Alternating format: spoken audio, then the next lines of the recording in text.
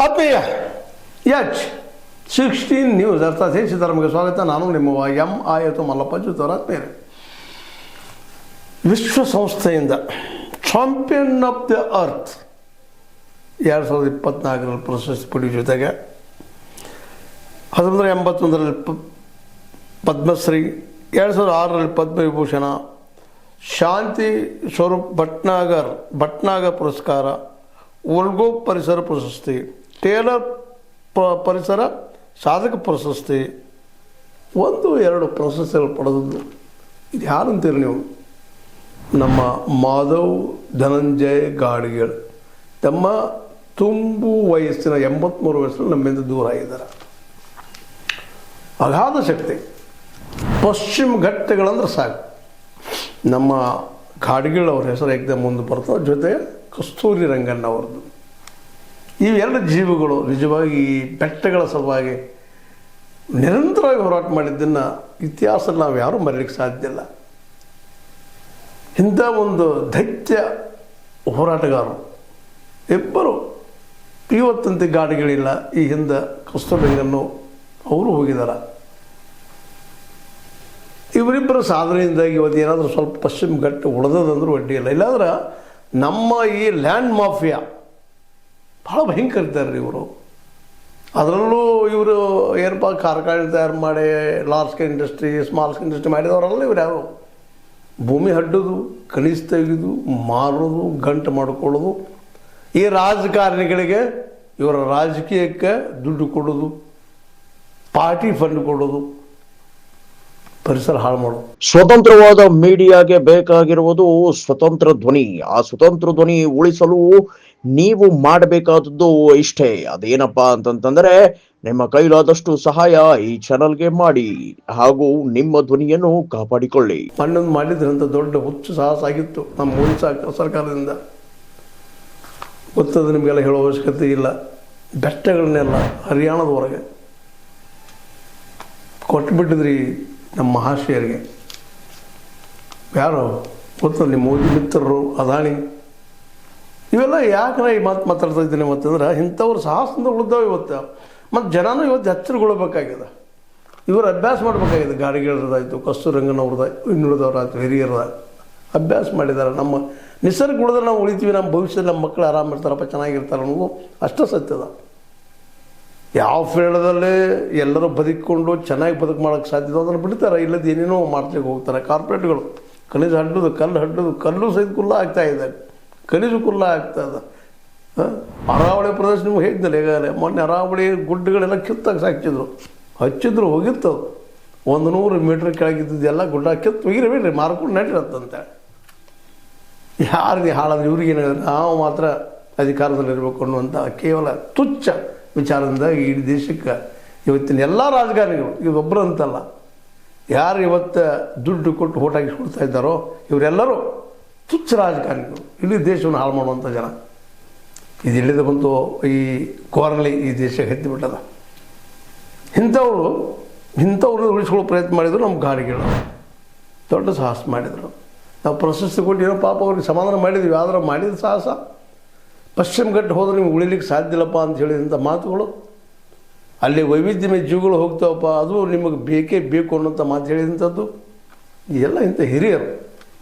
ಇಂಥವ್ರು ಈಗ ನಾವು ಅವ್ರನ್ನ ಅನುಸರಿಸಬೇಕಾಗಿದೆ. ಇವತ್ತು ನಾವು ಯಾರನ್ನ ಅನುಸರಿಸಬೇಕು, ಯಾರನ್ನ ಬಿಡಬೇಕು ಅನ್ನೋದು ನಾವು ವಿಚಾರ ಮಾಡಬೇಕಾಗ್ಯದ. ಇವತ್ತು ಏನಾದ್ರು ಪಶ್ಚಿಮ ಘಟ್ಟ ನಮಗೆ ಉಳಿದಿದ್ರೆ ಇಂಥ ಗಾಡ್ಗೀಳ್ ಮತ್ತು ಕಸ್ತೂರಿ ರಂಗನವರಿಂದ, ಅವರಿಬ್ಬರ ಹೋರಾಟದಿಂದ, ಅವರಿಬ್ಬರ ವೈಜ್ಞಾನಿಕ ಅಭ್ಯಾಸದಿಂದಾಗಿ ಪರಿಸರ ಇವತ್ತೊಂದಿಷ್ಟು ಉಳಿದದ. ನಮಗೆ 33% ನಮ್ಮ ಸ್ವತಂತ್ರ ಸಿಕ್ಕಾಗ ನಮಗೆ ಕಾಡು.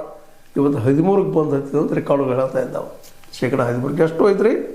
20% ಕಾಡೆಲ್ಲ ದೇವಳಿಸಿ ನಾವು ಹೊಟ್ಟೆ ಕಾಡ ಹೋಗೋದು, ಹಡ್ಡೋದು, ಖನಿಜ ತೆಗೆದು ಮಾರೋದು, ಕೈಬೆಲ್ಲ ನೋಡ್ರಿ.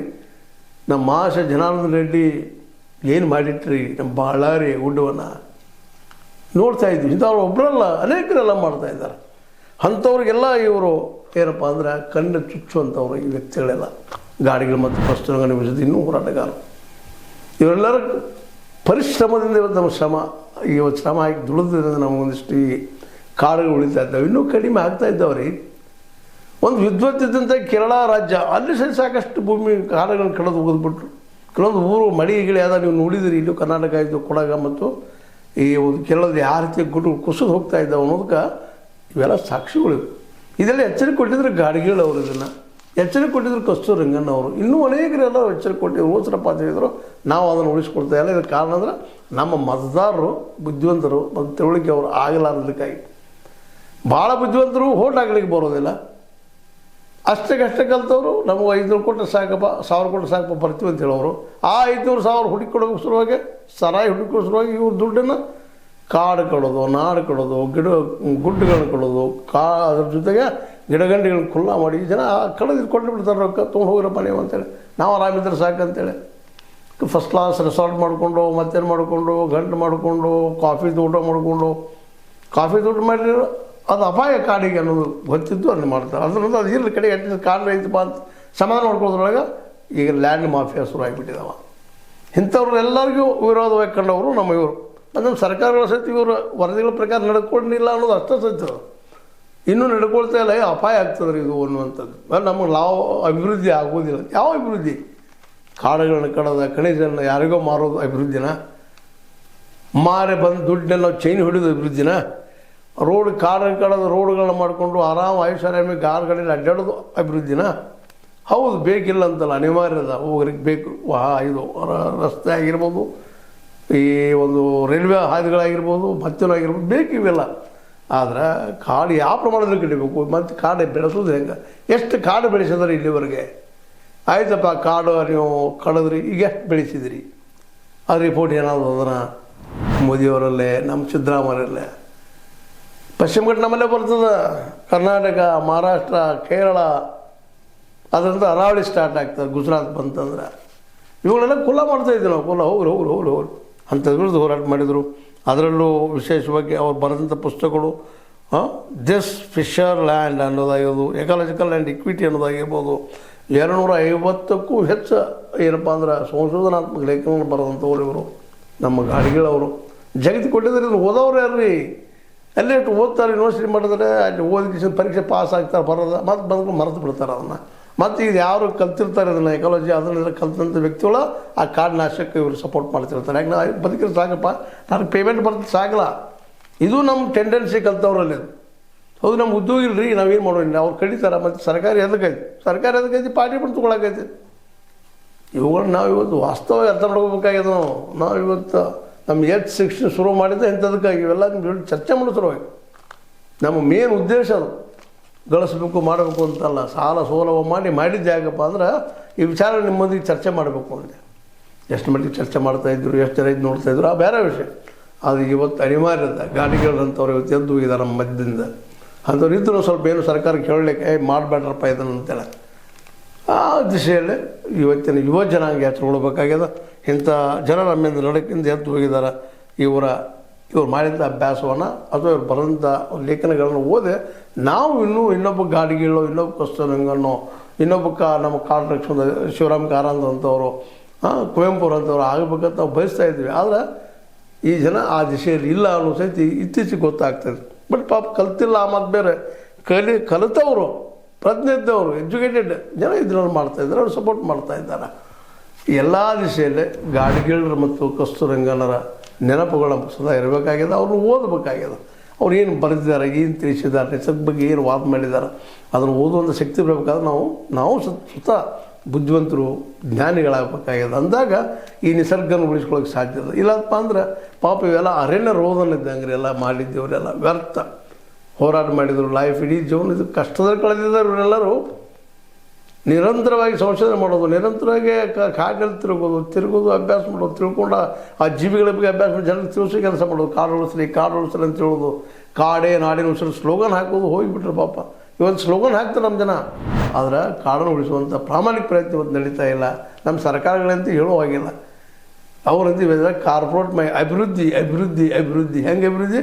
ಕಾಡು ಕುಲ್ಲ, ನಾಡಿನ ಅವರು ಕಾಂಕ್ರೀಟ್ ಲ್ಯಾಂಡ್ ಕಾಂಕ್ರೀಟ್ ಮಾಡಿ ಊರಾಗ ನೀರು ಇಳಿದಂಗೆ ಮಾಡಿ ಇಡೀ ಊರುಗಳು ಸಹಿತ ಗಬ್ಬೆದ್ದು ಹೋಗುವಂಥ ಪ್ರಯತ್ನ ನಾವು ಇವತ್ತು ಸ್ಥಿತಿಯನ್ನು ನಿರ್ಮಾಣ ಮಾಡಿದ್ದೀವಿ ಅಂತ. ಯಾವ ದೊಡ್ಡ ಪಟ್ಟಣ ನೋಡ್ರಿ, ಯಾವ ಮದ್ರಾಸ್ ನೋಡ್ತೀರ, ಬೆಂಗಳೂರು ನೋಡ್ತೀರ, ದಿಲ್ಲಿ ನೋಡ್ತೀರ, ಕಲ್ಕತ್ತಾ ನೋಡ್ತೀರಾ, ಇನ್ನೂ ಎಷ್ಟು ಕಾಡುಗಳ ಸಮೀಪದಂಥ ಊರುಗಳು ನೋಡ್ತೀರಾ, ಯಾವ ಹಂತಕ್ಕೆ ಬಂದಿದ್ದಾವೆ ಅಂತೇಳಿ. ಅದಕ್ಕಾಗಿ ಇವತ್ತು ನಾವು ಘಾಟಿಗಳನ್ನ ನೆನೆದು ಎಲ್ಲ ಕಾರಣಕ್ಕಾಗಿ ಇಂಥವ್ರು ಇದ್ರು ಅಂತೇಳಿ, ಇಂಥವ್ರು ಪ್ರಯತ್ನ ಪಟ್ಟರು ಅಂತೇಳಿ ಸ್ವಲ್ಪ ಈಗಾದರೂ 13% ಕಾಡದ, ಇದನ್ನು ಉಳಿಸ್ಕೊಂಡು ಬೆಳೆಸ್ಬೇಕಾದ್ರೆ ನಮ್ಮೆಲ್ಲರ ಕರ್ತವ್ಯ ಅನ್ನೋದು ಈ ಸಂದರ್ಭ ನೆನಪು ಮಾಡ್ಬೋದು. ಇವತ್ತು ನಮ್ಮ ನಡುವೆ ಇಲ್ಲ ಅವರು ಗಾಡಿಗಳವರು, ಆ ಒಂದು ಚೇತನಕ್ಕೆ ನಾವು ಶ್ರದ್ಧಾಂಜಲಿ ಅದು ಇದು ಏನು ಹೇಳ್ತಾ ಇರ್ತೀವಿ, ಸುಮ್ಮನೆ 4 ದಿವಸ ಮಾತಾಡೋದು ಮರ್ತೋದಾಗಬಾರ್ದು. ಅವ್ರನ್ನ ಓದುವಂಥ, ಅವ್ರು ತಿಳ್ಕೊಳ್ಳುವಂಥ ಪ್ರಯತ್ನ ಎಲ್ಲರೂ ಮಾಡಬೇಕಾಗ್ಯದ ಅಂತೇಳಿ. ಅದನ್ನು ಮಾಡಿದ ಮೊದಲು ನಾವು ಅವ್ರು ನಿಜವಾಗಿ ಅವ್ರ ಆತ್ಮಕ್ಕೆ ಶಾಂತಿಯನ್ನು ಕೋರಿದಂಗೆ ಬಯಸಿದಂಗೆ ಸುಮ್ಮನೆ ಮಾತಾಡಿ ಡೈಲಾಗ್ ಹೊಡೆದು ಹೋಗೋದಲ್ಲ ಅಂತ ಮತ್ತೆ ಅನ್ನಿಸ್ತಾ, ಗಾಡ್ಗಿಳ್ಳರ ಪರಿಸರ ಪ್ರೇಮ ನಮ್ಮಲ್ಲಿ ಬರಲಿ, ಕಸ್ತೂರಿ ರಂಗಣ್ಣರ ಈ ಪರಿಸರ ಉಳಿಸ್ಕೊಳ್ಳೋ ಹೋರಾಟ ನಮ್ಮಲ್ಲಿ ಬರಲಿ ಅಂತ ಮತ್ತೆ ಹೇಳ್ತಾ, ಇದು ನಿಮ್ಮ ಲೈಕ್ ಇರ್ಬೋದು, ಲೈಕ್ ಮಾಡಿ, ಶೇರ್ ಮಾಡಿ, ಕಾಮೆಂಟ್ ಜೊತೆಗೆ ಸಬ್ಸ್ಕ್ರೈಬ್ ನಡೆಸ್ಬಾರ್ದು. H16 ನ್ಯೂಸ್ ಅರ್ಥ ಸತ್ಯದ ಕೈಗಳಲ್ಲಿ ವಂದನೆಗಳು.